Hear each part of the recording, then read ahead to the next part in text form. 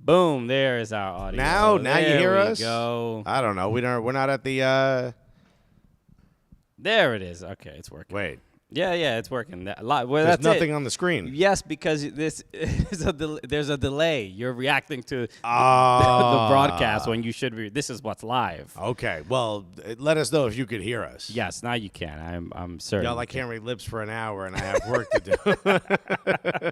The old turn off, turn on trick again. Whatever. Can you hear us now? Let us know. Yes. Heard that. There we go. We back. There it is. I mean, a lot of just in those 40, 50 seconds before you heard us, I mean, we were bringing the heat. There was so much content gold that is now lost forever. 1, we made a crotch massage joke.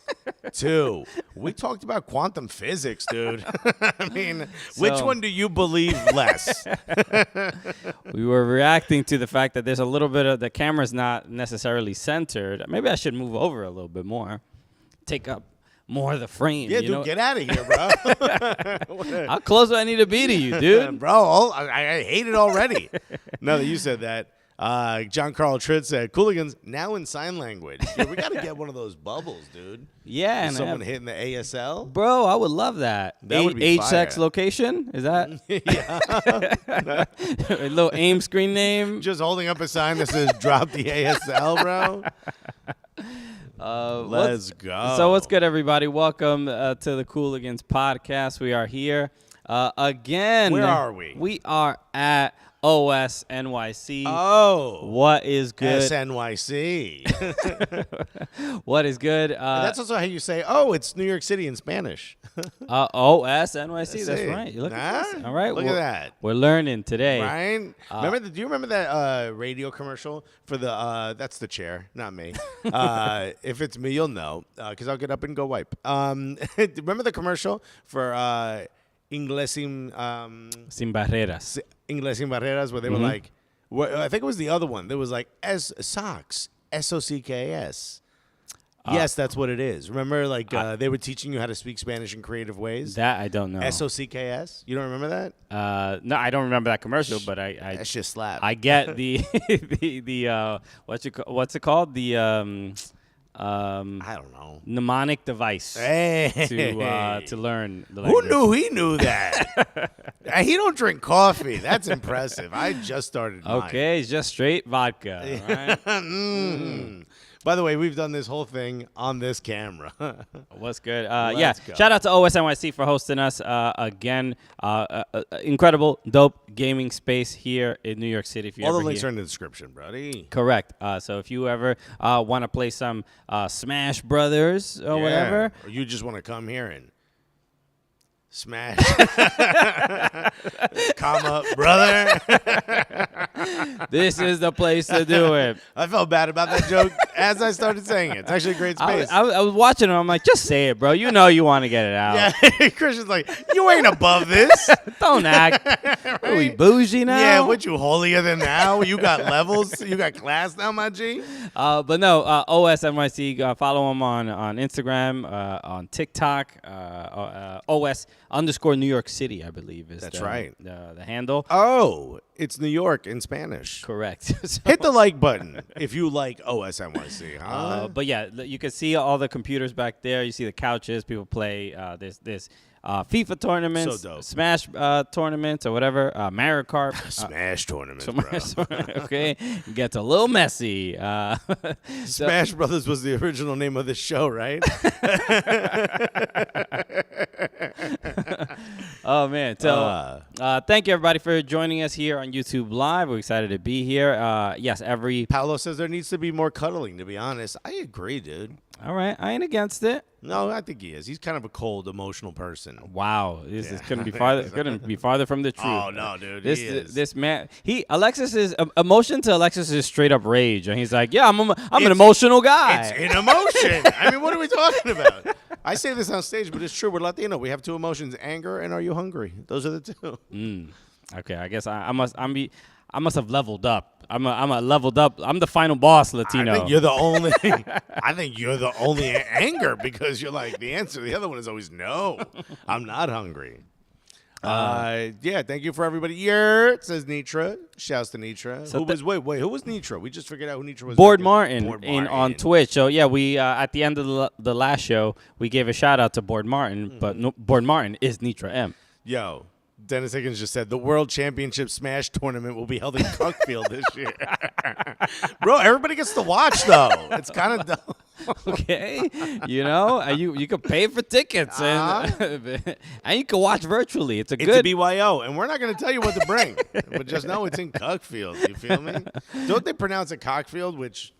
Cookfield. Yeah. Oh, there were what landmines? We're excited about today's show because obviously it was a big weekend in the Premier League. Crimson Pizza said, by the way, hello everyone, just got back from my trip to Mexico, back in California, and I can confirm one more Latino emotion: drunk. Yo, Mexico parties, bro. Sure, but even again, the Mexicans do not drink the way the English and the let's be honest, it's drink. The Liverpudlians and the Mancunians. Okay. What cute little names. Them boys. They wake up, they stretch, and before their knees are fully extended, you hear right. We'll sort that out. I mean, that's the whole point of the show, to dispel some Latino myths. So we're excited to do that. Yeah, that's what we're here for. Go to latinotemperament.com. latinotemperament.com. Great site. Okay, so we're excited about today's show. Obviously, there's a lot happened in the Premier League, and yes, we're here. Nitra M is Martin backwards. Okay. Wow. I didn't. It's because the capital M throws you off. Bro, I had no idea this whole time. I just thought you were a gamer, bro. S27 said, imagine if Pep coached Mexico and Klopp coached the USMNT. Oh, what a great. I mean, it's perfect. It should be the other way around. Why should it be the other way around? Mexico's way more of aggressive pressing. We've already had a German coach, so it went really well. We should just continue until a minute left in the game against Portugal.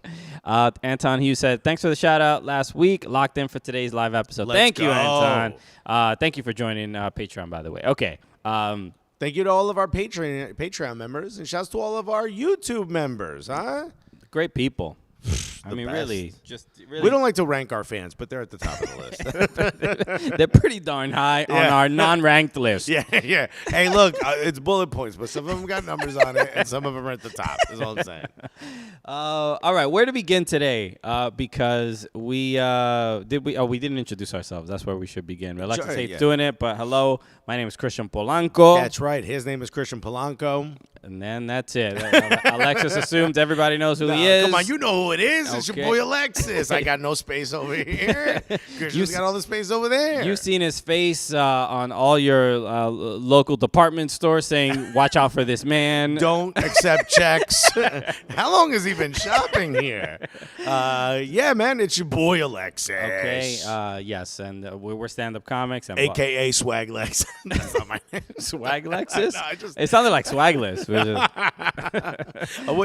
you have a nickname growing up? Probably not. Not really, but I were you like Polanco.mp3 or something? Because you were a big computer nerd.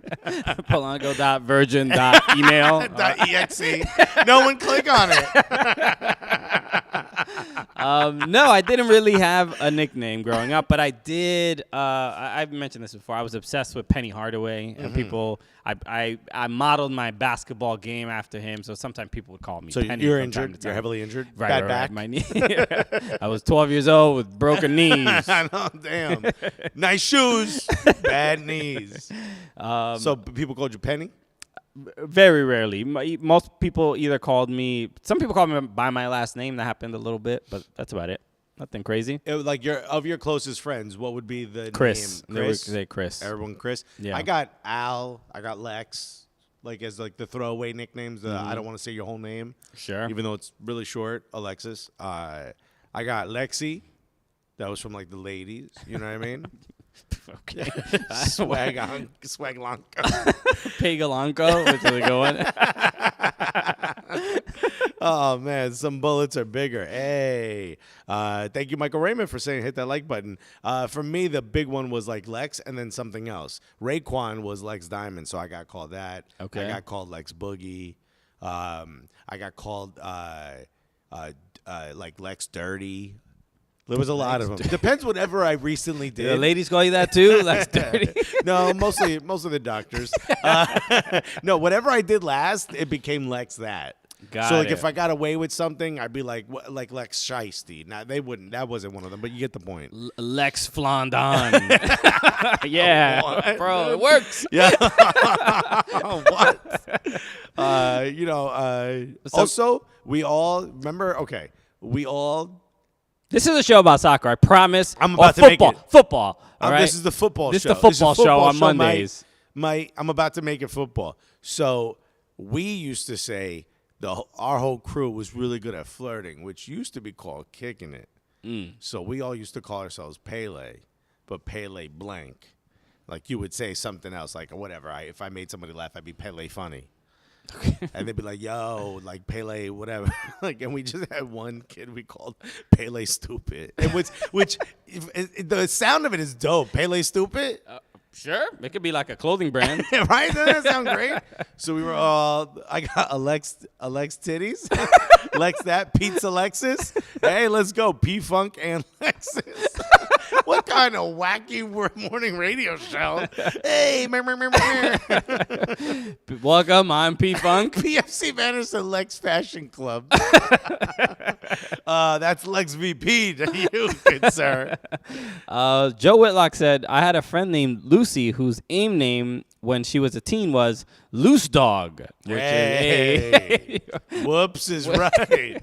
Yeah, there's a comic in L.A. who calls herself The Machine. I was like, you did not want to be called that in my high school. Or maybe you did. You got a lot of protein. Okay. Pele Stupid. See, we're made it about football, mate.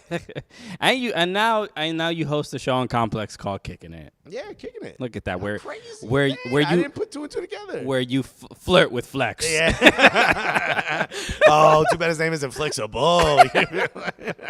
All right, let's start today. What's the title? The title of this YouTube. I didn't even look. He wants to introduce himself. Doesn't even know the title. Is Klopp a better manager? Did you watch the game? I did watch the game. What are your immediate thoughts from that match? Immediate thoughts, and I was. I think it's stupid. It's Pele stupid. It's Pele stupid. That right? It ended in a draw. I was talking to a couple folks yesterday. Klopp. I was talking to Jurgen. I called them. Jurg, baby. I speak fluent German with him. It's a good. Guten Tag. I need to practice with somebody. Guten Tag, Jurg. I was talking baby. to some folks from NYCFC who play on Cooligans FC. We were talking about the game yesterday, and the City Liverpool game, not our match. Anyway, we were. And my first reaction to that game was that it's incredible how Manchester City and Liverpool can appear so dominant against all the other 18 Premier League teams, but when they play each other, they make mistakes like they have the shittest defenses in the league. Like they forget how to defend. But we know that they're very good on both sides. Right. But there's something that they're clearly so good that they make each other's defenders look Pele stupid. You know what I'm saying? Hey, just the Pele stupid. I think he's out of jail now, dude. I think he's good. I think he's out. Hopefully you're reacting to society positively. You back, baby. They can't hold you down too long. That's what rehabilitation is about. Yeah, okay? man. We they can't hold you down too long, Pele stupid. All right. Maybe now you are Pele assimilating to society.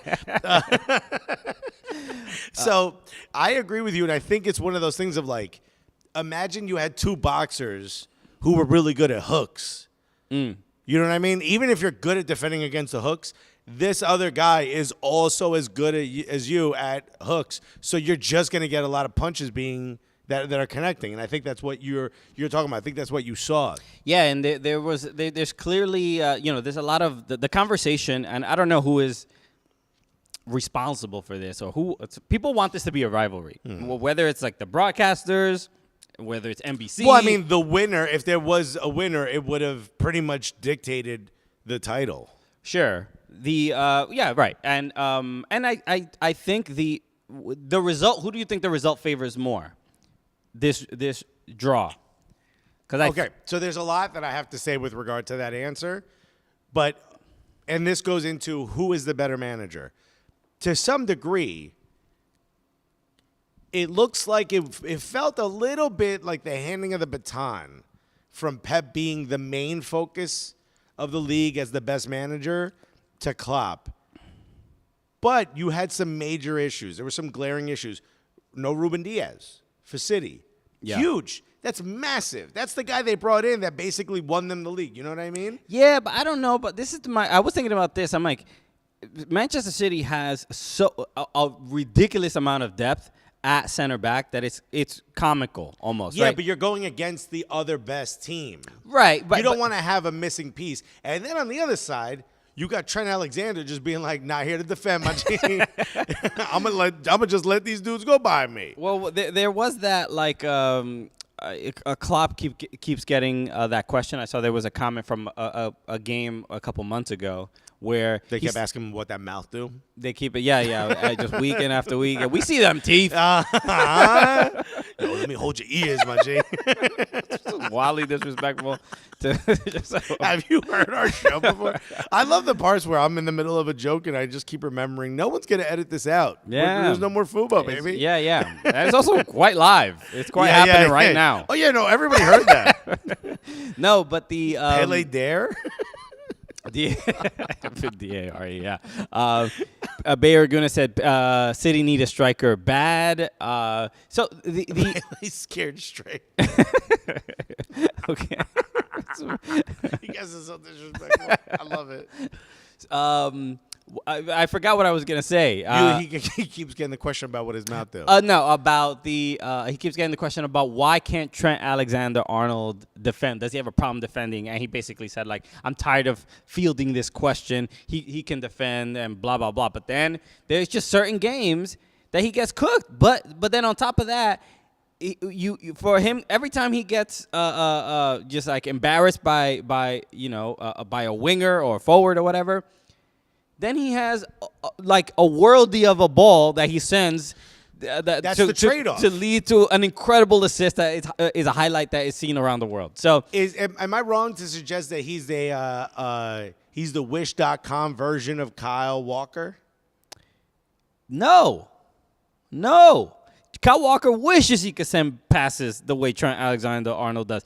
Kyle Walker wishes. Trent Alexander wishes he could defend the way Kyle Walker defends. Look, are we gonna get? You can't on FIFA create a player. You can't put everything at 99, right? You could if you got the right password, yeah. All right, you got the right connects. Why is LeBron out there, bro? This dude's 6'8". What would you say? Okay, on a scale of 0 to 100, if you were creating a player, what would you say Trent Alexander's offensive abilities are? Offensive? I mean, to me, he's easily a 90-91. And what's Kyle Walker's? I would say like 82-83. Okay, maybe offensive. I think strictly offensive. I think Trent Alexander-Arnold is one of the best offensive fullbacks in the world. No more editors said by Pele cancel. Thank you, Soccer Dolly. This is just gonna go on all fucking day. I can't share anything with you guys, bro. Watching the game, I kept wondering when the Klopp Pep era ends. Does it take an outside force to move either of them, or will they someday pack their bag and walk away? And we're going to talk about that in a second. I'm glad you brought that up. Okay, so what would you rate Trent Alexander's defensive ability? Defensive ability, I mean, we're sliding the scales on sliding FIFA that. here. It's going to be, I'm going to say a 78. I felt like you were being generous there. No, I don't think it's much worse than that. I mean, who is like objectively? So I mean, as far as Premier League fullbacks, like who would you want Trent Alexander-Arnold to be like? Like to me, Kyle Walker. Defensively, okay, but Kyle Walker is Kieran Tierney. You want it? Is he as good a defender? Yes. Or similar to Kyle Walker? If Kyle Walker is the best, Kyle Walker, I think, might be the best right back of all time in the Premier League. That is saying quite a bit. No, it's not. It's literally just a sentence. It's saying quite a bit. I don't know. Can you think of a better right back? Look, we know Kyle Walker, and there was just an interview. I think Paul Arriola was on the call up, if I'm not mistaken, or another show. I don't remember. And Paul Arriola was talking about his time playing for Swansea, and he said that one of the things he misses is the competition, and one of the players that he faced that he said, man, I wish I can go up against him again, is Kyle Walker. He's like, this dude is just the fastest human being I've ever seen. He's so physical. He's just so intense. He's just one of the best defenders. But going forward, I think Kyle Walker still has some work to do. I think there's clearly better players than him when it comes to simply going forward. But defending, here's the thing. He has the ability to go forward the same way like a DeAndre Yedlin does, which is, okay, I'm going to let you go up there because I know you can recover and get back to the space you need to get back to in time. Whereas Trent Alexander's game hinders upon the fact, I don't think I used that word correctly. It hangs on the fact that if he's not going forward, he's a bad player.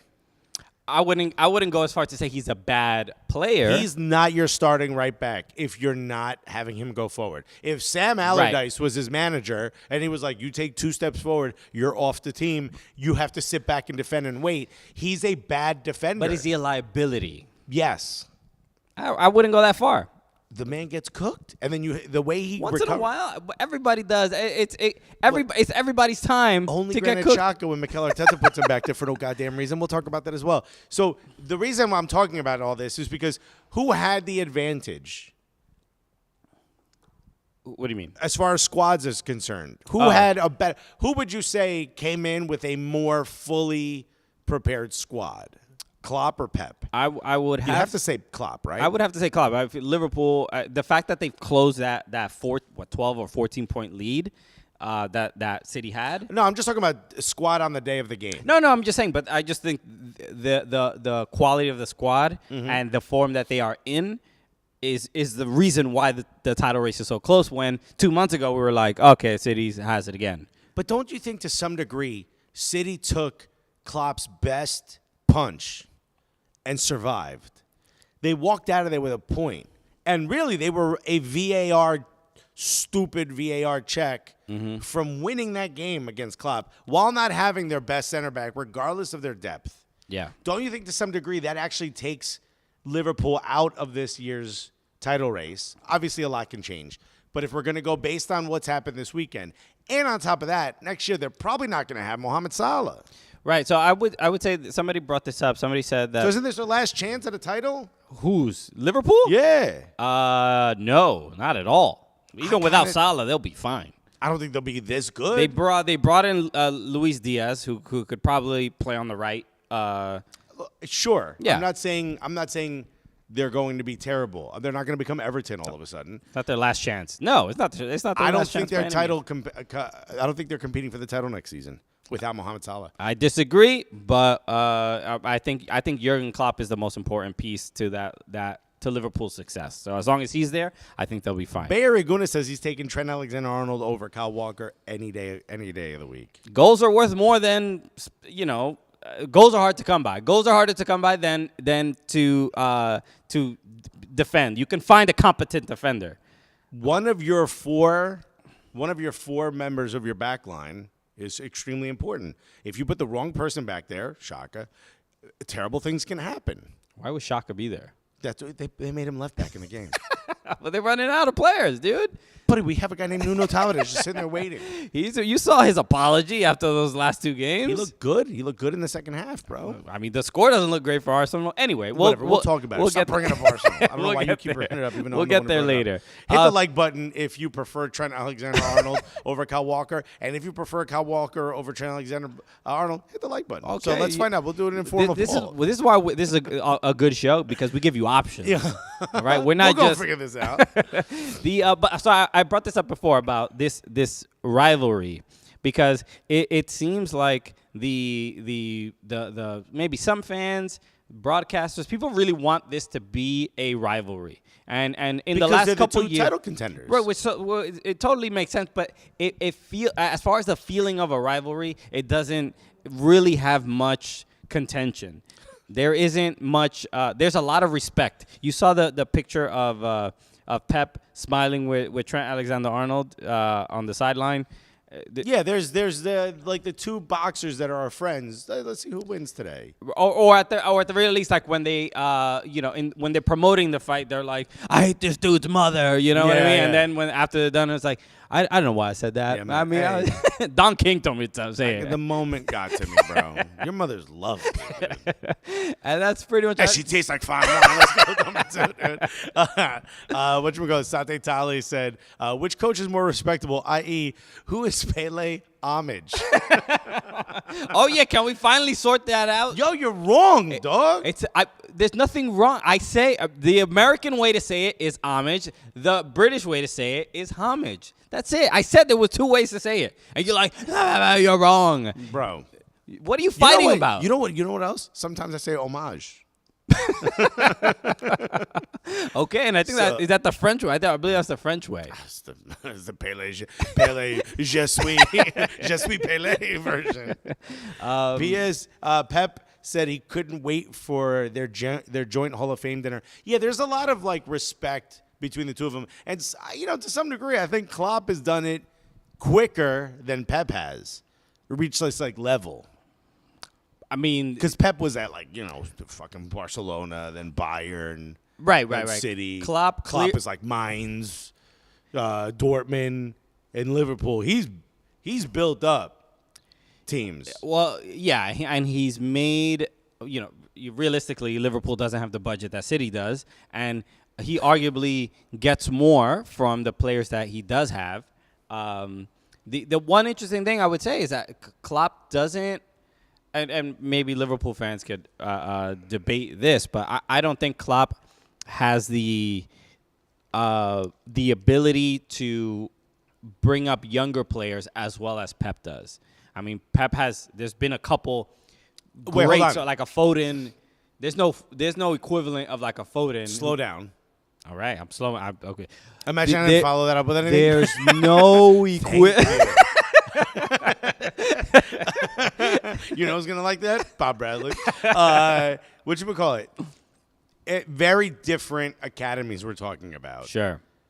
Manchester City, even though the player you're talking about is a local player and Phil Foden, Manchester City has 10 clubs they can pull from. Liverpool got Liverpool. Right. And the Boston Red Sox. Ain't going to find good players there. You know what I mean? No good shortstop that can play right back. Hey, yo, LeBron, you got a point guard you don't want? You can send us? I mean, it's a different thing to be able to pull from that. But I battle that with Liverpool's transfer policy. They don't pay anybody more than $200,000. They don't give anybody crazy long contracts. Yeah. And look at where they are. These are two very different philosophies going against each other. The multinational corporation versus we're going to do it the practical, pragmatic way. Yeah, which is why they don't want to pay Mo Salah. Which is why they're going to lose Mo Salah and Sadio Mane. I don't know if they'll lose both. 100% will. I think they'll keep one. No. They both want to get paid. Yeah. So if you're Sadio Mane and you see your boy not get paid, you thinking, I ain't going to win this battle either. I might as well have my agent start talking to people. Sadio Mane belongs on a Real Madrid. So Sadio Mane belongs on a Barcelona. Sadio Mane belongs on a Vancouver Whitecaps. You know what I mean? Just the greatest. Just the highest. The three pillars of the footballing. We're all thinking the same names here. Okay. So look, it's an interesting conversation and interesting debate between these two managers. I think anybody would be happy to have either one. Said Johnny Damon is a better right back than Trent Alexander-Arnold. I mean, he had the burst, the speed in center field. Was he center field or right field? I don't remember. He might have been the slowest human being I've ever seen. Also, crazy right wing now. Eagle-eyed. Have you seen that? He's a right winger. What in soccer? Right winger. Yeah. So sign him up. He's like OANN. Oh, okay. Yeah, crazy. Johnny Damon got hit in the head a lot. I don't know what happened, bro. I mean, once you wear the pinstripes for the Yankees, anything can happen, bro. Bro, it's embarrassing. I don't know what you're talking about. Maybe he's secretly Dominican. Can't be Vancouver, says Colo Blanco. That's Barry going to say Salah to San Jose. It works, man. I can see the posters now. No, so I think most people would be happy to have either as manager.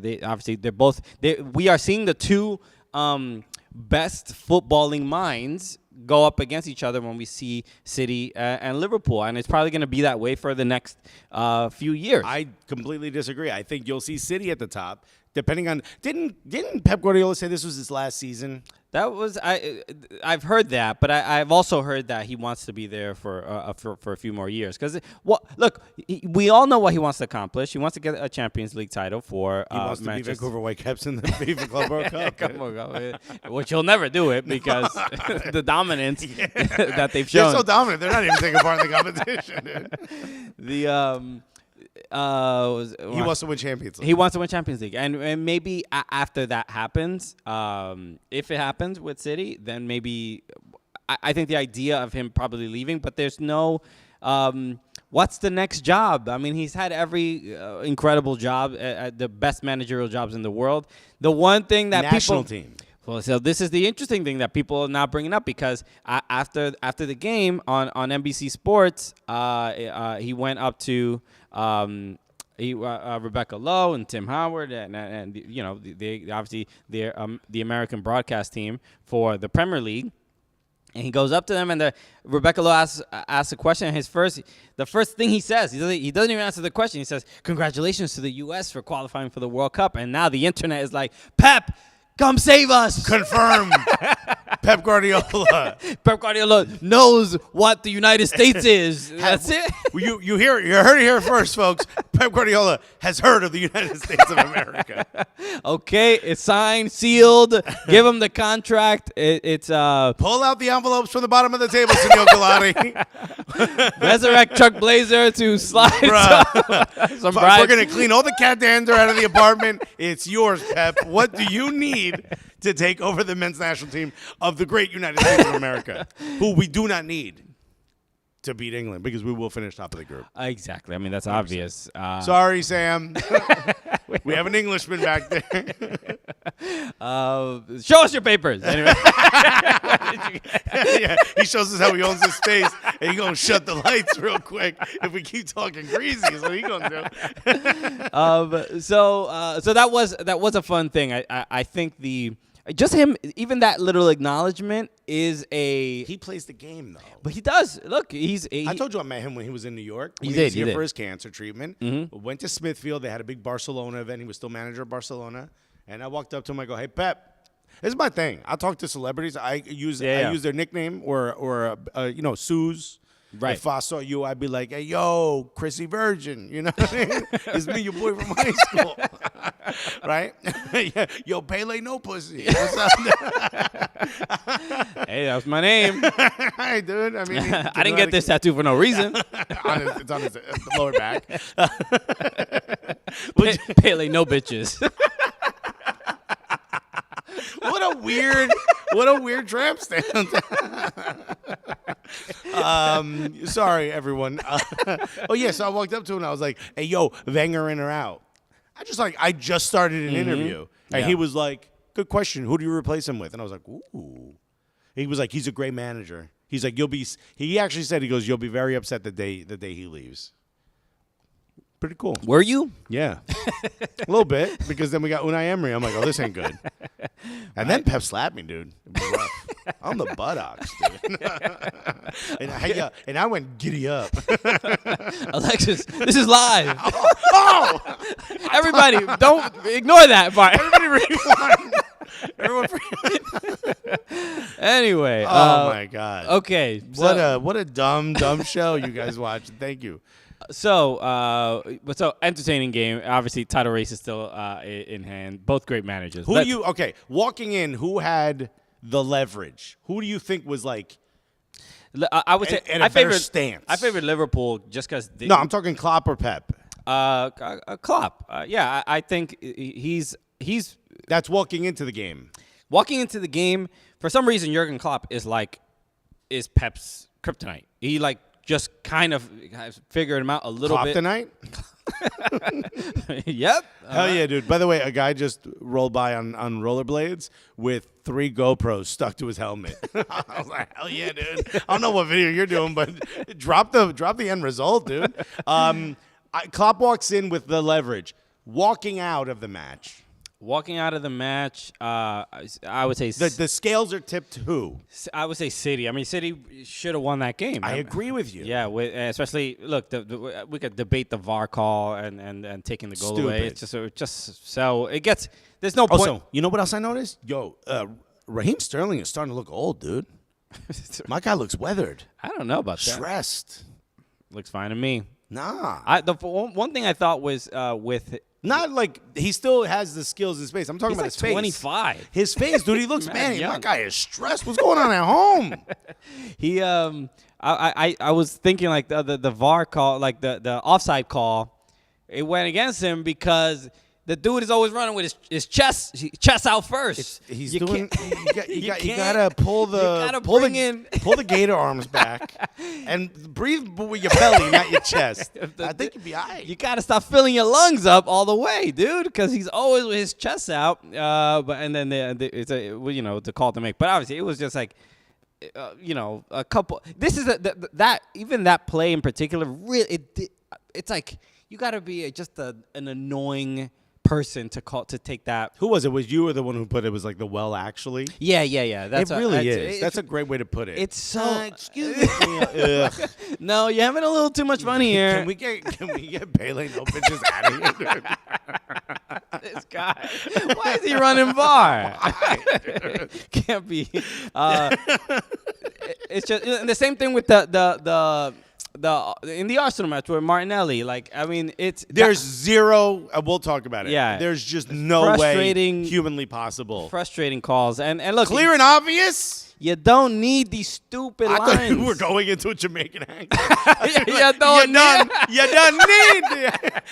need. Yo. Who is this man? Yo, Christian mad, bro. Christian's mad when he starts speaking other Caribbean countries to have an accent But you seriously, you don't need these lines. You don't. No. You just look at it. Does it look offside? Keep it moving. What is the point of this, man? It's got to be clear and obvious, and neither of those two were clear and obvious. Doughboy Zero said he runs like a velociraptor. It's so strange that he doesn't really need his arms to propel himself to move forward. Usually, but you got to run however you're comfortable. I used to get made fun of when I played soccer, and again, we're going back to 7th and 8th grade here, because I would hop before I kicked the ball. And to me, it was like it's how my body was like gain a little extra momentum. You know what I mean? Yeah, and that's just taking away quite a bit of it. Yeah. But it made sense to me. Also, right. I could kick pretty far. All right. I did nothing to help my team by doing that. They were like, pass over here. And I was like, Okay. All right. Well, we got a little old Pele bunny hop over here. Yo, Pele bunnies. Let's go. What is it? Barry Guna says City would have won with Shamak. Hilarious. Jamaican Polanco man. More Jamaican than Oscar Isaac in Moon Knight. I haven't seen that. Is me it neither. good? But Oscar Isaac actually speaks fluent Spanish. He's I forgot what country he's from. Ecuador or Guatemala. I didn't know that. Yeah, he's fluent Spanish. It was super funny. Somebody asked me who my favorite Latin rapper is of all time, and I said Pop Smoke, and they're like, "Oh, he's Panamanian." Look at that. Come on, yo. Okay, the only Panamanian rapper I respected is El General. Okay. Muévelo. All right, nobody ranks higher. Bro, I mean, okay, so second would be Pop. 4-minute delay to check cannot be clear and obvious. It can't. And look, we'll talk about Arsenal in a second. Okay, so but I do want to finish the conversation about City and versus Liverpool. I think City now has the title in their hands. It's going to take a serious fuck up. I mean, let's look at. You want to pull up their their matches? Let's do it. There we go. Just the. Oh wait, hold on. I hate doing this one. We have.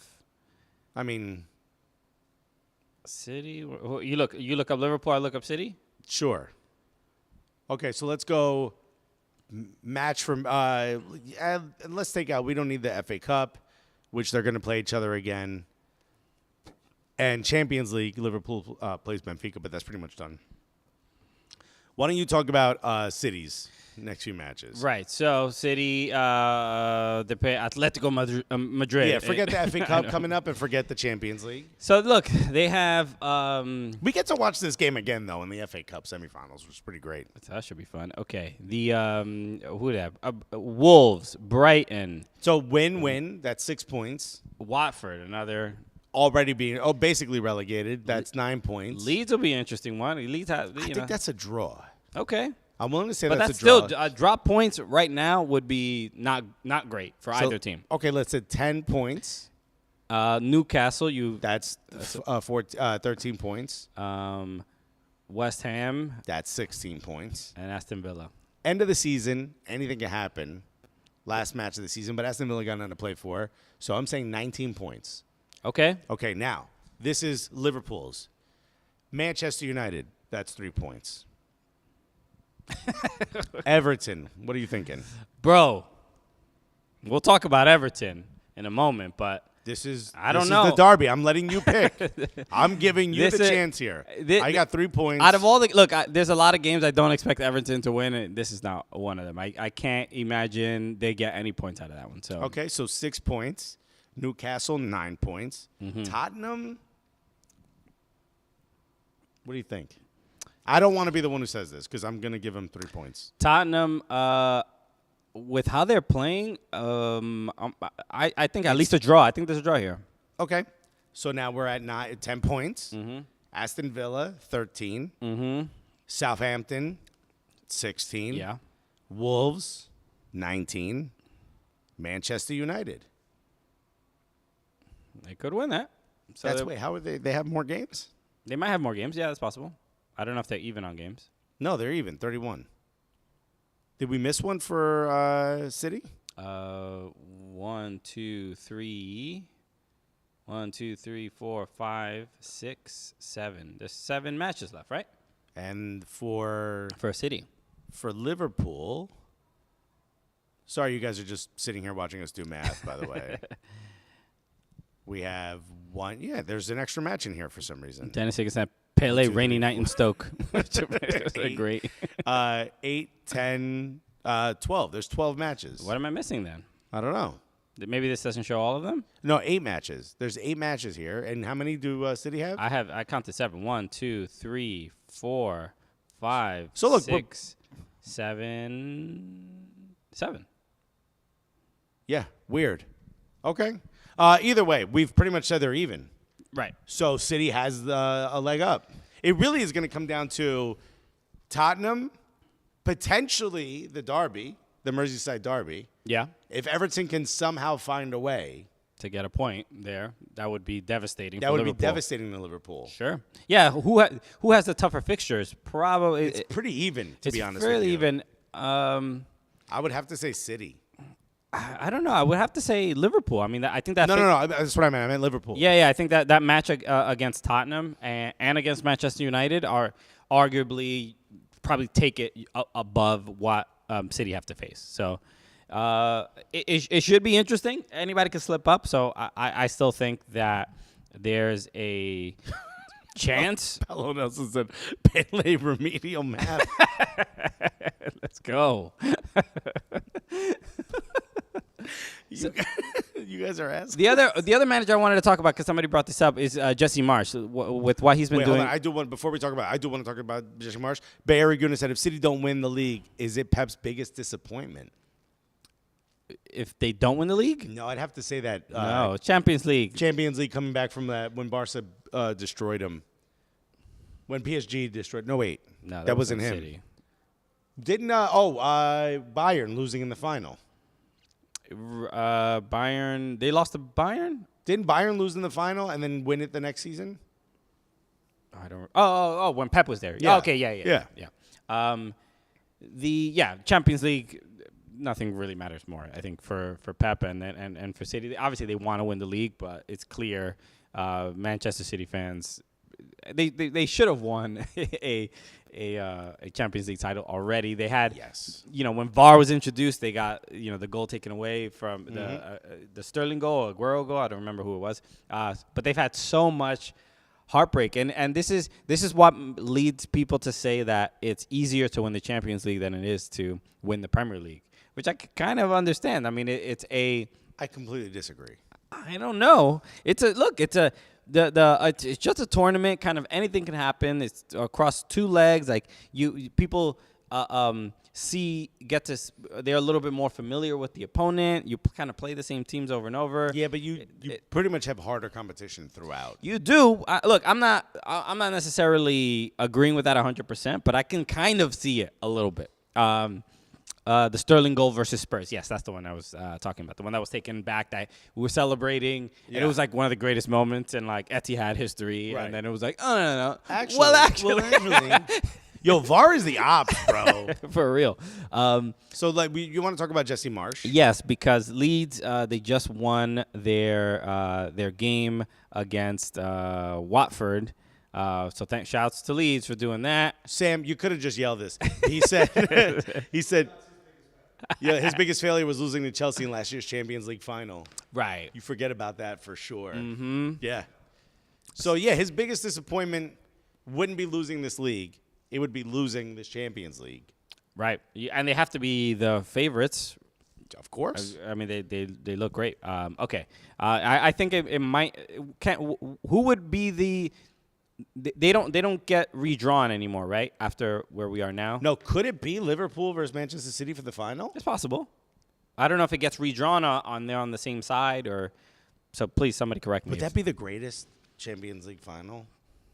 Possibly this season. Yeah. Those are the two best teams. Yeah. I mean, yeah. Right now, I wouldn't want to see any two other teams play. Damn, that'd be good. I think that'd be fun. Okay. Oh, so Jesse Marsch. They went 3-0 to Watford, and I believe Jesse Marsch now has 9 points out of 12, or 10 points out of 12 that they've taken since he's gotten there. Incredible. No, they've lost more than once, right? I've the last 12 points that he could have gotten. He's gotten 10. So it's been pretty incredible because I saw a clip of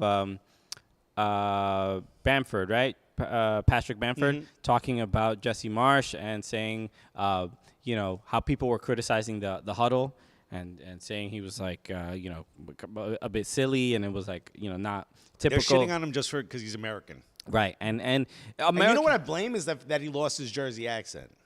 He's from like St. Louis or something, but he played in New Jersey. He was in New Jersey for forever. He never acquired one is probably what I should say. Yeah, I'm like, you lost it. There's nothing to lose. Because if he was like, what are you talking about, huddle? Yeah, because everyone would be like, oh, okay. We saw how well that worked with Bob Bradley. Everybody appreciated his Jersey accent, he has like a lieutenant accent. So, but we should talk about the job that Jesse Marsch is doing because as far as the way Leeds is playing, they're obviously, making less mistakes, giving up less goals. They're playing incredible. They're playing well, but they're 8-9 points clear of relegation. Yeah. Bruh. Jesse Marsch is a better manager than Bielsa. All right, well, nobody's arguing that point. Everybody agrees with it. We're all on the same page. It's almost like I didn't even need to say it. Alexis is live. Oh my god! So then Pep stroke. Joe Whitlock, thank you. Says Jesse Marsch has 3 wins, 1 draw, and 2 losses. But more than that, what I do love, obviously the homie Jack Harrison scored another goal, just an absolute banger. You can't. Let's not forget, he started his professional career. Mm-hmm. His first minutes ever as a professional player came in the middle of a 7-0 loss to Jesse Marsch. To Jesse Marsch's New York Red Bulls. Correct. And a baseball stadium. I mean, what a wild way to start your career.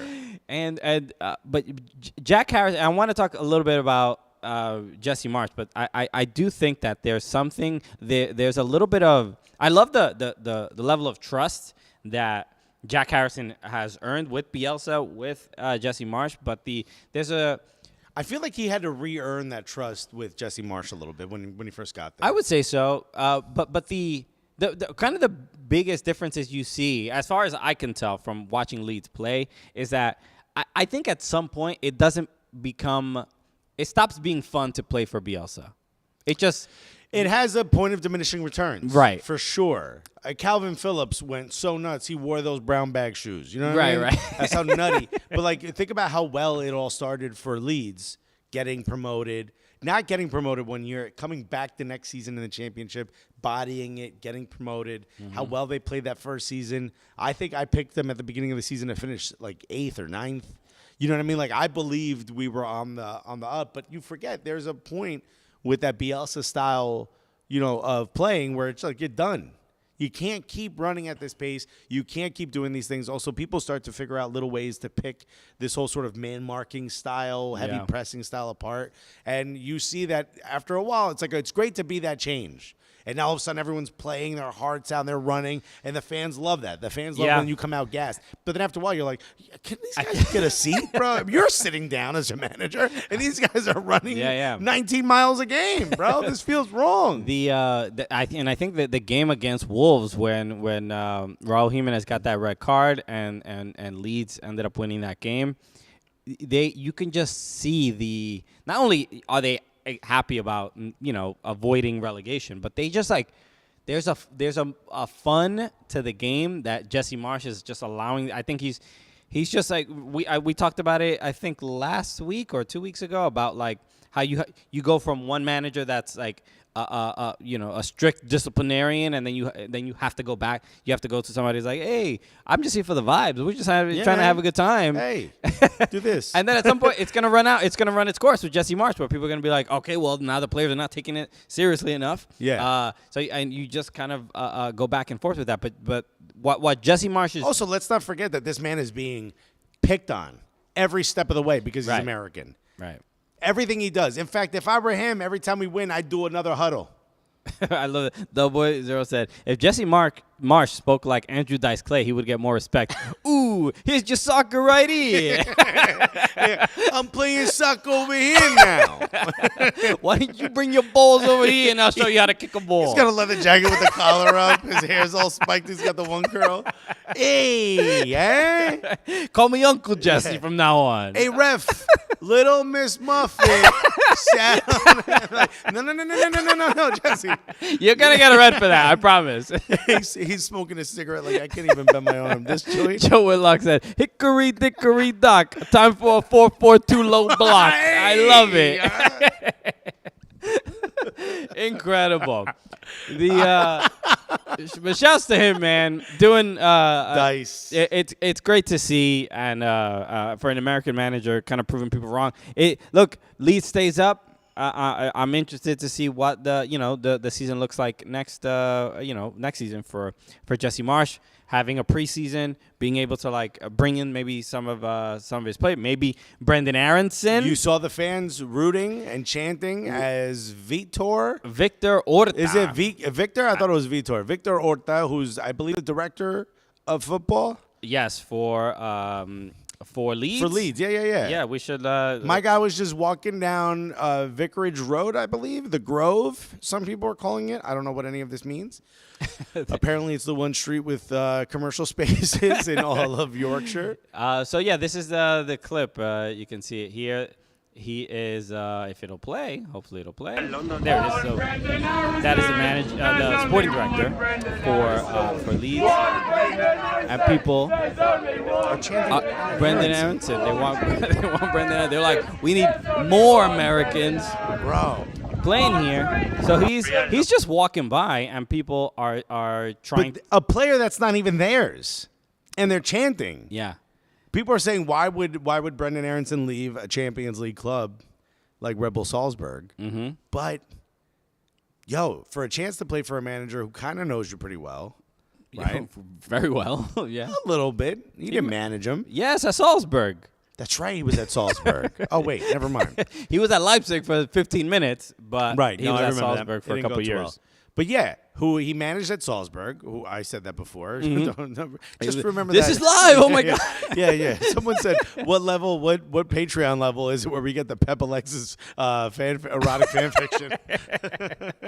500 a month. I'll write you whatever the fuck you want. You got a guy like Brendan Aaronson who looks incredible, but the fact that Premier League teams want Brendan Aaronson, It wasn't like when Breck Shea got bought by Stoke and people were like, USA. What's your name again? It wasn't like that. This is like, yo, here's a player we want. Right. And that boy is American. Yeah, this is it's fun to see because we're not used to seeing anybody really interested in an American player to any degree where where it's so niche and so like underground where fans. First of all, any sporting director from any team, even NYCFC, who we've met, David Lee, the sporting director. If he was walking down the street, I probably would not recognize him. I would need him to say hello to me first. Yeah. Be like, dude, get off me, suit. Oh, hey, what's going on, man? That's right. We work for your team. So the fact that they know who the sporting director is, know what he looks like, huge. Go up to him and then like, yo, I've been following Fabrizio Romano. He's been talking about this Brendan Aaronson kid. I looked him up. I need a here we go, fam. Okay. What are you doing, Victor? Bro, where are you going? Because I need a here we go. So that's it's pretty cool. As an American soccer fan, that is kind of a fun. Should we be blushing just because they're flirting with one of our players? No, we have to embrace it and act like we've been been there. Like, yo, we don't even want him to play for your rainy ass country. We gotta act like we've been there before, and then at the World Cup when we smash England in their face, and then we're like, oh, what you think? 3-4-0? Oh, you want Aaronson now? How about this? How about we hand you a goal for every one of them lions on your stupid shirt, my G? Okay, that's when the disrespect will come out. Brendan Aaronson with a nice little hattie. You feel me? A nice little hat trick. Because it's you know how some people are like bullies, like when bullies bully somebody, and then the kids then hence the name. Yeah. And then those kids turn out to be bullies. Because they got bullied. Like how Spanish people hit their kids because they were hit. Correct. Yeah. And it's like what the English do to us in our football fandom and soccer making fun of. The English are just creating more bullies that we will then bully you when we win at the World Cup. Bro, you think like, okay, so we get to sit at the cool table, right? But then one of the people at the cool table all of a sudden's on the outs. Bro, you're getting your tray smashed, bro. Because now I'm on the cool table and you're not. I learned it from watching you, England. Cristiano Ronaldo. You been smacking phones out of people's hands. Right. Okay. So that's how we feel about Brendan Aaronson. And we should talk about 100%. That's why I brought it up. Segue. Okay. Segue. Everybody get our segue. We should have CGI. Just a transition. Yes. Let's talk about the game. Right. Manchester United went to Goodison Park. I wonder why you want to talk about this game. Went to Goodison Park. Which, by the way, Flex was like, Everton's gonna win this game. He said, I was like, dude, you're crazy. Okay, because I was like, you are giving up your season if Everton win this Harry game. Maguire, man of the match. For Everton. You gotta love He might be on Everton next season, bro. We'll take him. We need him. If he could get us results like that. Okay. Yes, Everton wins 1-0. A goal from Anthony Gordon, really a deflection It counts, baby. It counts. It was on goal. You don't care if that thing is bounced off your forehead, off your nephew. It doesn't matter. Okay. As long as it goes in, bro. You could just straight up kick the ball off my mom's bosom. Oh, damn. I need these 3 points. She'd be like, God bless. So look, a wild game, and the fact Everton and shout out to the fans at Goodison, just the frustration and the disappointment of the loss to Burnley a few days prior, and then to get a win like this against a team that really, really desperately needed 3 points to try to make it to Champions League, and you look at the player and look, you see Paul Pogba and Cristiano Ronaldo running around Goodison, and you're like, yo, well, there's no way we have a chance. But they found the strength, they found the heart they needed, the fact that they can have that level of energy at home, but they just can't. For some reason, they step into another football pitch, and they're like, I don't know what to do. They just cower for some reason. Wait. What are the rules again? Okay. I hate to keep asking. You know what? I will write this down this time. I promise. But just slow down for me. The offside rule. Just give it to me straight, all right? Because I don't get it. So I kick it here. No, not in this direction. I got to go that way. All right. So an incredible result for Everton, and really, and then Burnley ends up losing to Norwich, which is incredible as well. Okay, so you have two. You lost to Burnley, though. Lost to Burnley, but brutal. Now you have two results that kind of go your way. Mm-hmm. You win. The team you're competing with against to be relegated or not loses to a team that has nothing that they're playing for. I think mathematically the Norwich is already out. They're not out. They're not. They're actually just 2 points behind Burnley and 6 points behind Everton. So there's still a possibility. So the question is, you have a horrific schedule coming up. Is it though? Pull it up. It started horrific, right? We thought Manchester United. There's no way this is gonna happen. Okay, what I'm hearing here, I don't know. Is that you're hearing a delusional man? Yeah. You Christian Polanco. You have hope. Am I right to suggest that? I mean, that win against United and then the loss to Burnley, I would not have had much hope if Burnley didn't lose. That's what I think. 4 points is better than I'll tell one. you this. I'm sitting here watching that going, I still don't think it matters because you have a pretty horrific schedule. There's some W's. There's some potential W's in here. Look, what I think a lot of Everton fans are counting on is the home form. There's, I believe, 6 home matches left or 3. 1, 2, 3, 4. 4 home matches remaining. That's where the points have to come. Okay. Can we talk about who they're against? Yes. The home matches. Okay, Leicester. so your next match is against Leicester. Yes. Be honest with me. Cool. It's a winnable game. Winnable. 100% winnable. I'll give you that. Of course. Because you're home. Yeah. And you need it. Mm-hmm. And it seems like Lampard has flipped that switch in the players. A deflected goal by Eric Gordon.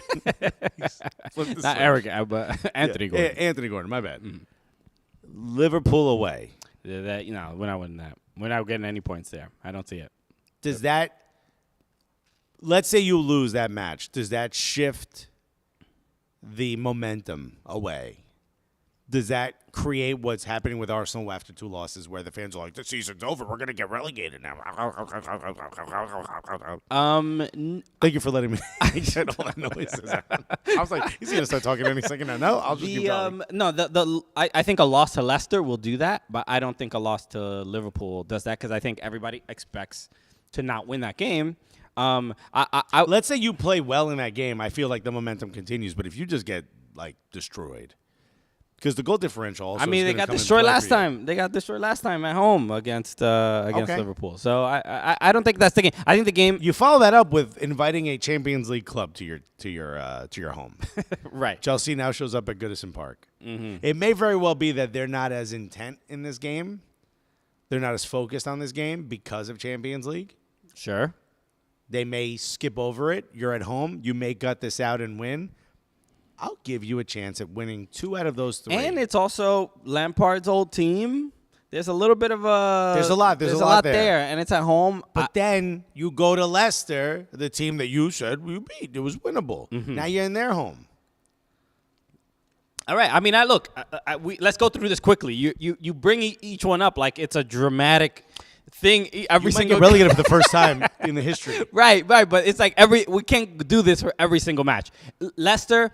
away. You have to beat Leicester twice if you're going to stay up. You have to do the double. I don't think we have to beat them twice. I think. Where else are you getting these points? Brentford just smashed up. Was it Chelsea? Chelsea, but also you have to keep in mind who are we competing against in relegation? Burnley's not going to win every game. Burnley's also going to not do very well.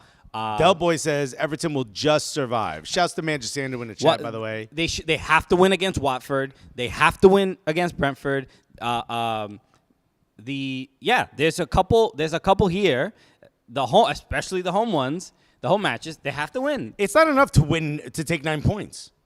No, that would be 12 points. You said 3. You said you have 3 home four. matches. 1, 2, 3, 4. Okay. Well, math isn't our strong point. So Remember, 12 points might be. Pele remedial math. So. Yeah. Pele calculator. Pele TI-86. Maybe 12 points might be enough. Burnley have coming up West Ham away, Southampton at home, Wolves at home, Watford away, which will be a big match for them because Watford is in contention. Mm-hmm. Then they got Aston Villa, which they'll probably lose. Tottenham, which you assume they'll lose. I hope they win.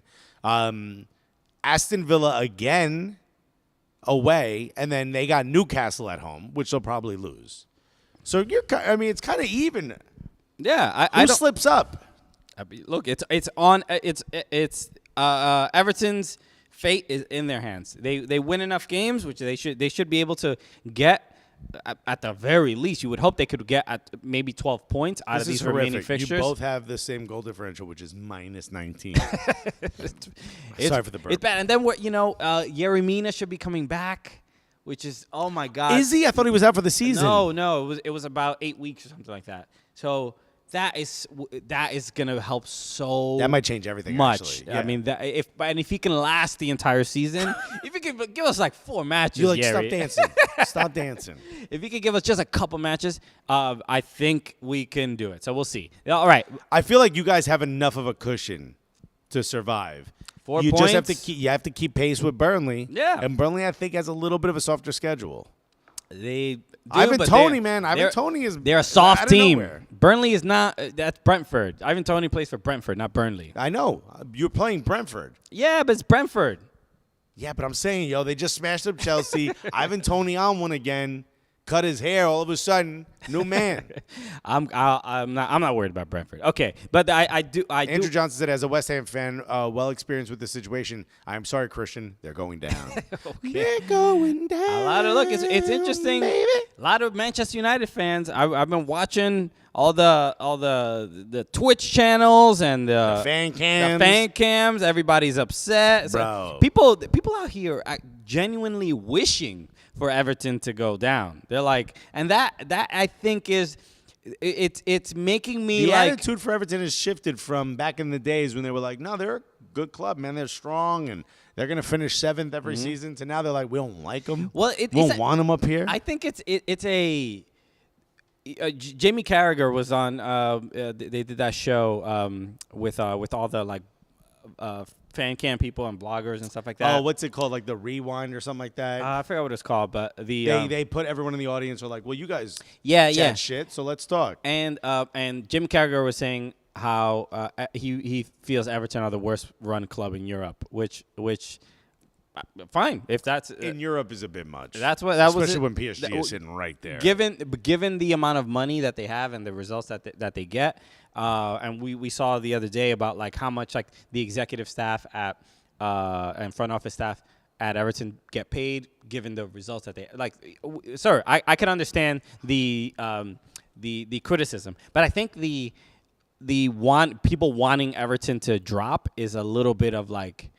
Fuck them, like I want to see them humiliated. Yeah. There is a little bit of that. Yeah. Take them while they're down. Right. So I think that it has galvanized, I think, the team a little bit. It's good to be the underdog. It's good to have that chip on your shoulder. It's good to have that, what is that bulletin board material of people saying shit like that. That's the kind of stuff. And I think, look, the if Everton do get relegated, the people that are responsible are, I believe, the players on the pitch. I honestly think Frank Lampard is doing what he can with what he has, but there's so many individual mistakes that they just constantly stand out. The loss against Manchester City, right? We lose 1-0 because just not playing defense properly, not closing down, deflection, Foden gets the ball. Does it bother you watching Real Madrid in the Champions League play so well? Knowing that was your manager? I just saw a comment basically saying from Ancelotti. I saw this from Toffee TV, saying that that Carlo essentially said Real Madrid was the only team I couldn't say no to. It doesn't matter if any other team asked me to leave, I wouldn't have left. But Real Madrid, I couldn't say no to, which I don't know. I don't know what that even means. Yeah, you say that then. It's like you marry the girl you cheated on your girl with, and you're like, well, anyone else I would have said no to. Okay. But I want to get to this because Cristiano Ronaldo did make the news after the game. We saw his leg. Did you see the picture of his leg? He got his leg got sunk in with a stud. Right? It happens, right? Yeah. And he was obviously you play the sport, buddy. He was hurt. And he was limping off the field. He was frustrated on the way out after the game. There was a fan mocking him. Put his phone. So this is Cristiano Ronaldo's face. This was the tweet. You see it on the screen there. So it said Ronaldo assaulted a kid because he lost the game. Crazy. And then in the video, make sure I'm playing it. Okay, here it goes.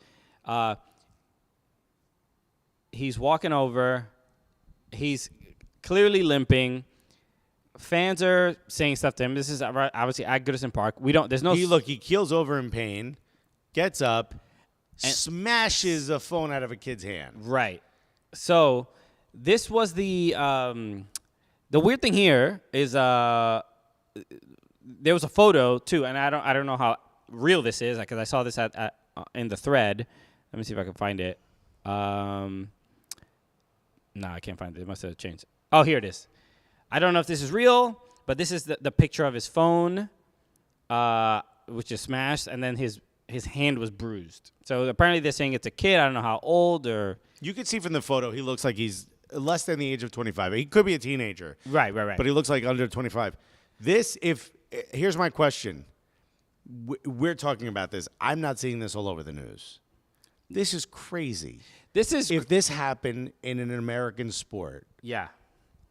Wow. This is pretty ridiculous. This would be on everything. So that a player, the malice at the palace was, you know what I mean? Obviously way worse than this, but there's that kind of thing of like the player doesn't. I mean, Eric Cantona kicked the dude in the chest, and we all laugh about it.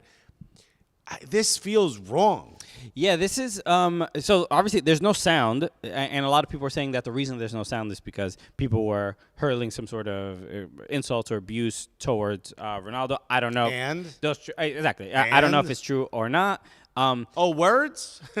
They were hurling words at you, and what did you do? But you smacked the kid's hand. Even if while you're watching, you see him limping, you see him clearly frustrated with the result. Yeah, and he knows he did something wrong because he apologized. And then he invited this Everton fan to watch a game at Old Trafford. This is the weird thing. So this is we're looking at the Ronaldo posted about it on Instagram, and it says, we'll read it. It says, quote, "It's never easy to deal with emotions in difficult moments such as the one we are facing. Nevertheless, we always have to be respectful, patient, and set the example for all the youngsters who love the beautiful game." Okay. What? So you said nothing. So I would like to apologize for my outburst, and if possible, I would like to invite this supporter to watch a game at Old Trafford as a sign of fair play and sportsmanship. All right, this is not really the apology that you think it is, right? On a scale of 1 to 10, 1 being absolutely not, 10 being of course, what are the odds that Cristiano Ronaldo wrote this message? Probably 0. I would say negative 1,000. But the weird thing here is, look, he's really diminishing what he did. I mean, and look, outburst, right? It's just an outburst. I'm like, you. Also, I want to send this. I want this fan to come watch a game at a stadium that's not of his team, just to show good sportsmanship. Look, I'm curious if they would even take the offer, it'd be strange if they did. I got an idea. How about instead of sending me to Old Trafford, you send me to A, the hospital, and B, the Apple Store. Or the courtroom where I will be suing you. Pony up, my G. You bruised my hand. Yeah, this is kind of surreal because Guess what? I can't go to work anymore. If this was America, bro, I would have grabbed my neck immediately and fallen to the ground and yelled, "My back!" It's just a Neymar spin and roll on the ground. On the pitch. He's still going. No, man, this is a a move that is like. Joe Whitlock said the kid should get to slap Ronaldo on his Instagram. Yeah, bro. This is a hit that like button if you haven't already. Yeah, this is a thing. Look, because we don't know what was said to him. All from watching the video, all I can see is that he's clearly upset about his injury, and it looks like the kid is like putting the camera lower to kind of record his leg. That's what it sort of seems like. And Ronaldo, upset with it, smacked None of this matters. Not okay, but I'm just saying. I'm just trying to understand the context of like why he would have done it. What's the outcry if the kid would have reached out and slapped Ronaldo? Right. Obviously, that's not okay. You're not supposed to do that. Blah, my God! Are players in danger? Yeah. The fans have the fans gone too far in the Premiership? The idea of smacking. Why do I speak this way? And how did I get on TV if I speak this way? I am Piers Morgan. I talk like this. Hello, I'm Pele Douchebag. So, I hope we're not sullying Pele's name with this. Please, we have the utmost respect for Pele. Are you kidding me? Pele loves getting his name mentioned. So just the idea that he would react this way is, I mean, there's no way to justify it. Even if the kid said the worst thing in the world, you can't justify smacking this kid's hand and knocking his phone out of his hand. I'll go so far as to say if the kid said, "It's my dream that you smacked my phone out of my hand," you still aren't allowed to do it. Yeah. Very, very poor. I assume that this apology. John Carl Tritt said, "Send Will Smith to Cristiano Ronaldo's store." I don't imagine that this will be the end of this, because if there's no. By the way, hold on. LK Chugs put great British accent. Managerial put terrible accent. Come on, which one is it? You gotta Jack, decide. get on the same page. Sam just said it's the greatest he's ever heard. Sam also said that the U.S. was going to beat England. In the I mean, was shocked to hear him say it in a British accent. But owner of OSMYC, folks. You know what? We have a couple, Englishmen on the U.S. men's national team that sure do, that want to beat England. So I'm excited about Especially one named very American. In Balogun, bro. Okay. I mean, we have one that actually plays on the team. Balo Pistola. Anthony Robinson, or Jedi. Yeah. Okay. All right. So absolutely can't stand how CR and Zlatan get a pass for terrible human behavior over the course of their career, says D. Stu. I completely agree. Yeah, Cristiano Ronaldo in particular. Yeah, I think I hope this is not the end of this. That apology was obviously not enough. There should be some either a fine or maybe even a suspension. I don't understand how you justify this at all. No matter how upset you are, it's always going to be worse if you smack a fan or you strike a fan in any way. There's just, unless it's I think it's a written rule. I was about to say it's an unwritten rule. I think it's a pretty well written and like permanent ink. I think. Yeah. It might be written in blood, my G. They don't want it erased. So not great. So we'll see what happens with that. But I don't expect this to be the end of it. If it is, should he be banned from a game or two for this? I could see at least maybe a 1-game suspension. And doesn't that help United? Aren't they better without him?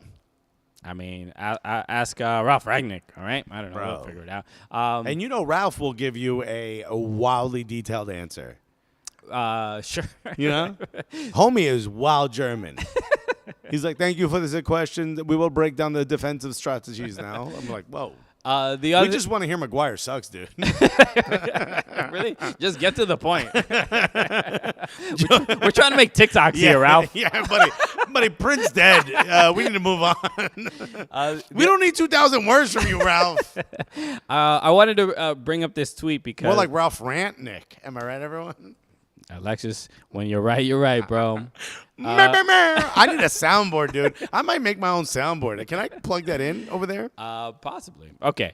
I wanted to bring up this tweet because at Total Soccer Show the other day, they showed their ass for real, bro. Oh, wow. They tweeted after Everton's loss against Burnley.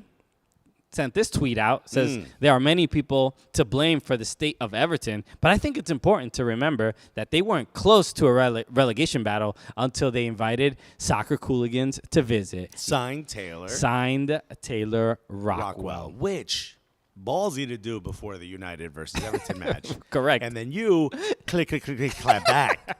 Because, yes, obviously the result went Everton's way. Mm-hmm. I mean, I'm sure Taylor was smacking a few phones out of people's hands. His kid got one of those play phones. Like, I got that. And this is one of the things that I comedically admire about Chritian, where I will shotgun whenever I see anything, and I'll start just spraying jokes. Chritian sits in the pocket. You feel me? Right. Chritian shoots once, kills two. I shoot 43, kill nobody, but I maim a lot of people. You feel me? Right. A lot of people gonna remember what happened. A lot of people are sad. Yeah, bro. Nobody's devastated. No, they ain't coming back, bro. Yeah.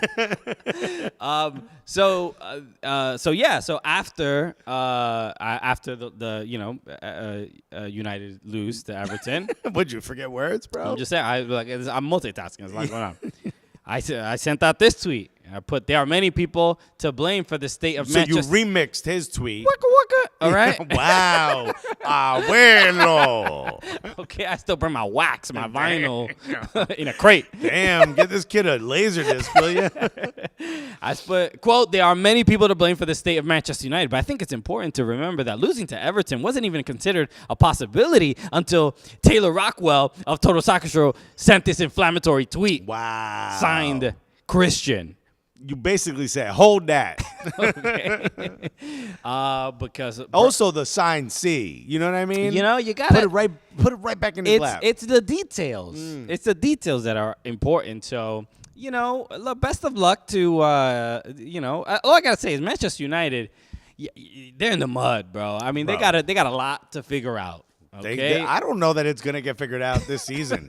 They're done. Can't you see it? It feels, I get done vibes. Yeah. You done know. The vibes are punched out. So You ain't in the factory no more. You done, son. yeah, it's not great. Not great for them. There's a lot to sort out for Manchester United. But again, I think that win against them left me pretty optimistic for Everton and the rest of their season. The one we should wrap up in just Arsenal. a couple minutes. Arsenal, two losses back to back. Okay. Pele C. You can call. Like Boys in the Hood, we need to do a drive-by. Wait, what's happening? I fucks with everything you're saying. We're big fans of metaphors here. I don't know. That seems very literal. Allegedly. Just throw that in the chat every once in a while. Cover your ass, bro, because we ain't covering for you. We're like, I have no idea who Manchester City is, bro. Never heard of him a day in my life. Delete everything. Delete the YouTube channel. Let's talk about Arsenal. Yeah. 2 horrific losses. 3-0 to Crystal Palace. All right, we don't got to bring up the point. 2-1 to who was that? Who was the team? What I don't remember. Does it fucking even matter? I don't remember who it was. Does it matter? Okay, it doesn't matter. I'll look it up. 2 terrible losses. Let's not talk about them because here's what I know. Here's what I want to talk about. The big issue was the fear. It was Brighton, by the way. Okay, yeah. So you can stop looking at that. I just don't want to talk about it. But the big fear that I have, and I've said this once before, the only time I've questioned Mikel Arteta, and I've been a staunch Arteta, and I still am. The only time I've questioned him is this thing he does, which I think is a new manager thing. This thing he does where he over-manages. He over-tinkers. And look, sometimes he gets cold on a player, and it's rough. He did it with Martin Odegaard, and Martin Odegaard is a better player because of it.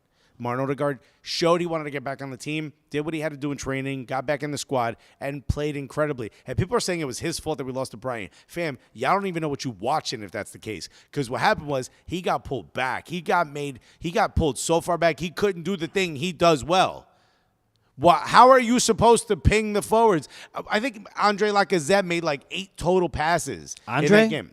Alexander Lacazette, my bad. Andre, his homie, his cousin, made 8 total passes. The dude wasn't playing the game he was supposed to play because there was no one to give him the ball. What's the point of having Martin Odegaard if he ain't pinging balls to the 3 forwards? What are you doing? Why would you make Xhaka, who's proven to be essential, playing next to a defensive midfielder where he's allowed to take the ball forward. Why would you put him at left back if you're not going to switch to 3 at the back and bring him forward to play next to Sambi Lokonga when we're defending or when we're going back, and have him kind of slide back if we need to have extra cover? Why would you sit Nuno Tavares? Why would you make these decisions? And again, it's one of these things where it's like, let me see if I'm smarter than the other manager. Yo, Graham Potter ain't no slouch. These types of decisions are the decisions that will cost you top 4. You're overthinking it. Taking Granit Xhaka and making him your left back, and he looked so clearly out of place, so clearly bad at it. He looked like Trent Alexander on the left without the ability to go forward, and then you had to make a major change at the half, and Sambi Lokonga played better. He played better at the half because he wasn't having to sit back and having to cover for a guy who was out of place. And this is the thing where I'm talking about, like, that game, the game against Crystal Palace is a bigger issue for how we play the rest of the season than the game against Brighton. That loss hangs solely on the head of Mikel Arteta and his decision-making. Now, look, I don't know what he saw in training. I don't know what gave him the thought that all of a sudden Granit Xhaka would make a better left back, but that literally put everything out of place. And I know that there's fans that are like, oh, one player out of place and all of a sudden everything changes. Yeah. That's what happens when you have a system like his that isn't just like the defenders, just give it to the midfielders give it to the forwards, and we'll figure it out. He's stringing it along as one big chain, and we ain't got the depth that Pep has. We ain't got the depth that Klopp has. All of a sudden, you get one player out, especially as essential as Kieran Tierney, and people were like, yo, should Saka play left back? He would have been better. And I still think Saka shouldn't play left back. At the end of the day, you brought in Nuno Tavares. You know what? You're going to have to ride out with this guy. You're going to have to just put it on his back and say, hey, like the terrible tattoo that he has, Pele no pictures, you're going to have to put this on Nuno Tavares and say, yo, we believe in you. He apologized. He came on and said he apologized. I thought he ended the game okay. Nuno, you mean? Nuno. He apologized. Who did I say? No, you didn't say who apologized. Oh, yeah, no, Nuno Tavares, but so did Sambi Lokonga also apologized. And these players are taking ownership of the way they've played. These are professionals. These are adults. We've signed them for a reason. We have an incredibly young squad, youngest in all the Premier League. These are the mistakes that are going to happen. To some degree, you have to accept that and then build from that. And if you're not starting that player, you're not giving them the chance to build from that. Nuno Tavares now starts from a lower place than he did when he played badly in the game against Crystal Palace. And that decision right there may be the reason we don't finish in top 4. And I still think we do finish in top 4. I'm not that worried. I think fans way overreact. There's Arsenal fans saying they're done with the team for the rest of the season. We thought we were going to finish 8th. We have a chance to finish 4th, you idiots. Very strange. Why are we like this? From one loss to one win and whatever, just a poor result, it really just swings the emotions of a lot of fans.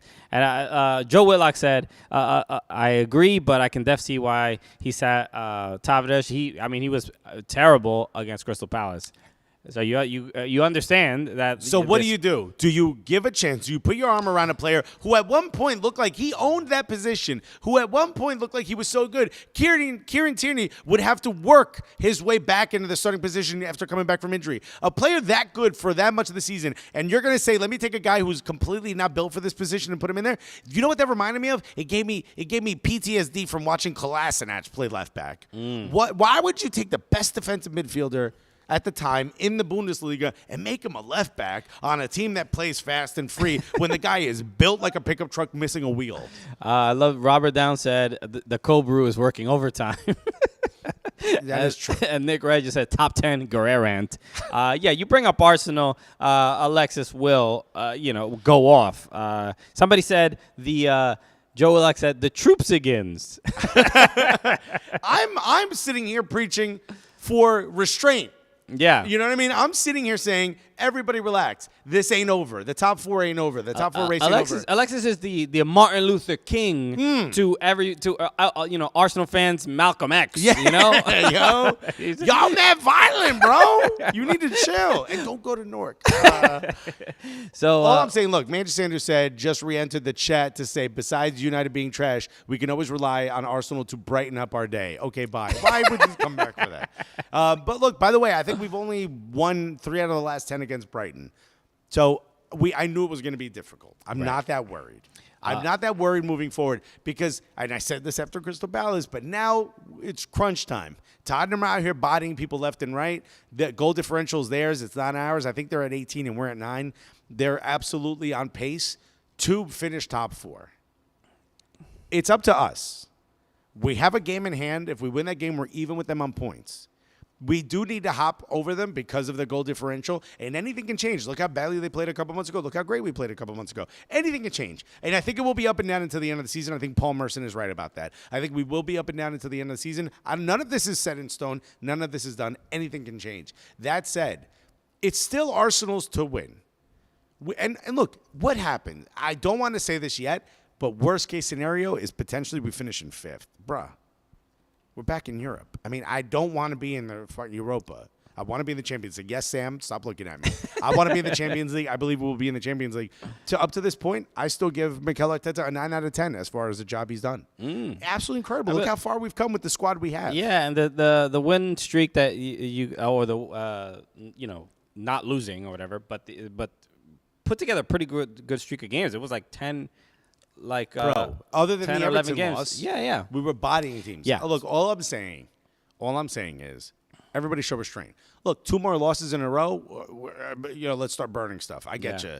But up until that, we got to chill. And then with the reemergence of Tottenham Hotspur, who have looked incredible. I don't want to talk about it. I mean, really, the last couple matches. Remember when Conte wanted to leave?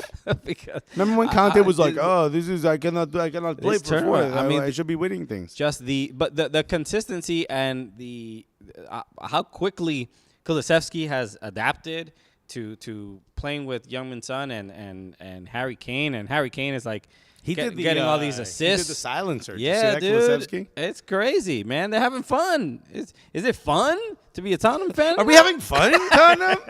Look, I will say, if you ask me today which team looks like they'll finish 4th, it's Tottenham. Yeah, they look. But I do not think Arsenal are out of it, and we're having a great season so far. Old ass Corey said, "I'd be more upset if we finished behind Tottenham." To be honest, you know what?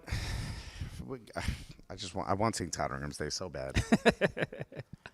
Okay, Chuck said Spurs could be dangerous next year. It's still Tottenham. They could be dangerous this month, bro. They're good. They're looking great. Still Tottenham. Okay, we'll see. Yeah, look, that North London derby is going to be a very, very important match. A lot more important than I think a lot of people thought a couple months ago. Okay. Anything else before we wrap up? I think we should thank you everybody for joining us. Let me end the poll because right now my accent is the best, 55 to 45%. So, okay.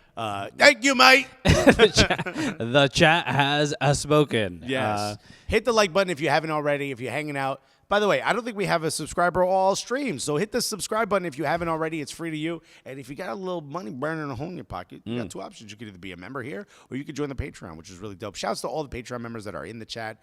You've got some dope content coming your way. We're going to have the Pepper Mills interview pretty soon. No, that's already up. That's already up. What's the other one? Molly McCann. Molly McCann Interview coming up. But she is. Let me tell you something. It's one of my favorite interviews ever. Yeah, we obviously, if you saw the Cooligans Classico, the mini documentary that we did at Goodison Park, there's a lot of footage that didn't make the final cut, so you can see that footage on if you join our Patreon. So patreon.com/soccercooligans. So Molly McCann, who also shouts to her, who won her recent bout, her recent fight in UFC.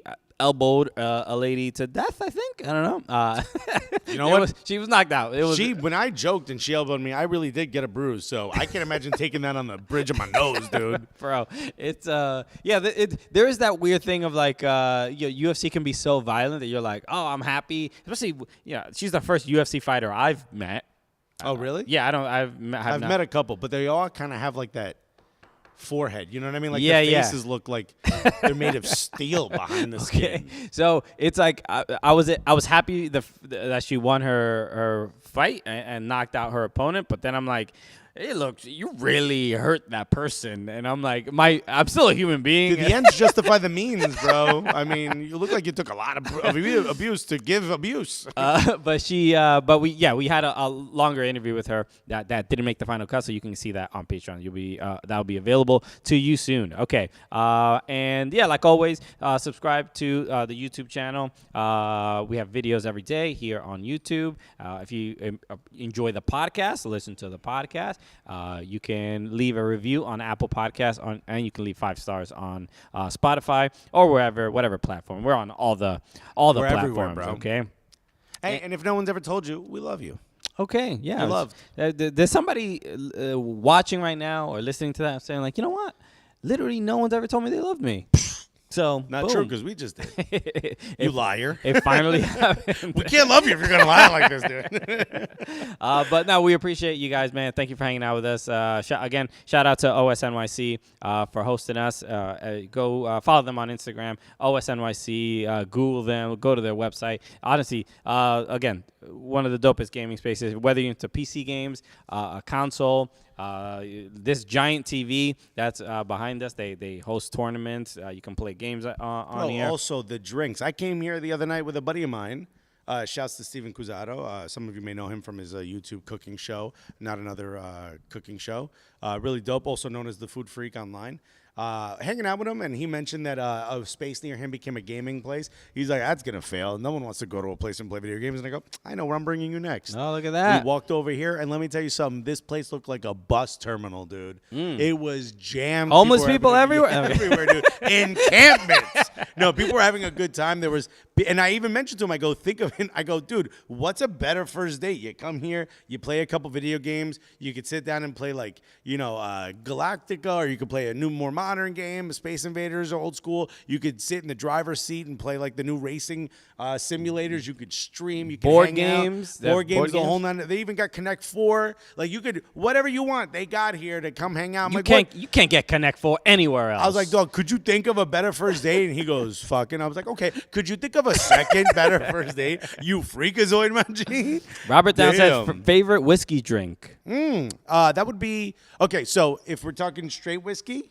We're talking gay whiskey. Yeah. I like that gay whiskey. Let me get that non-binary whiskey, my G. No, if we're talking straight whiskey drink, I would have to say an old-fashioned. If we're saying bourbon or rye, Manhattan. Okay, I don't drink whiskey. Too strong.